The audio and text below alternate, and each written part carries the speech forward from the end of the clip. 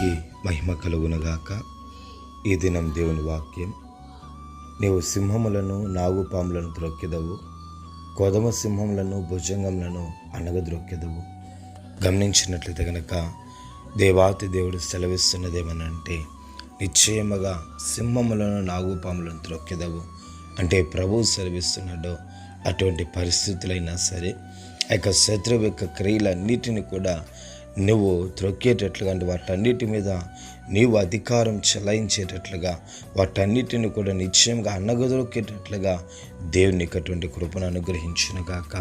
అంత మాత్రమే కాకుండా దేవుడు సెలవిస్తున్నాడు, కొదమ సింహములను భుజంగములను అన్నగదొరకదు. ఎటువంటి పరిస్థితులైనా, నీకు విరోధంగా రూపొందినట్టు ఎటువంటి పరిస్థితులు, సింహం లాంటి పరిస్థితి అయినా, ఆ యొక్క త్రాచుపాము లాంటి పరిస్థితులు, అది ఏదైనా సరే నిశ్చయముగా ఆ పరిస్థితులన్నిటిలో నుంచి దేవాతి దేవుడు నిశ్చయముగా నీకు కృపను అనుగ్రహించి వాటన్నిటిని మీద కూడా నిశ్చయముగా దేవుడు జయమును నీకు అనుగ్రహించునుగాక.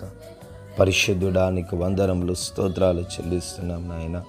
దయతో మీరు కనికరించండి, కృప చూపించండి నాయన. సింహములను నాగుపాములను త్రొక్కెదవు, కొదమ సింహములను భుజంగములను అణగద్రొక్కెదవు అని సెలవిచ్చినట్లుగా ప్రభువా స్తోత్రం.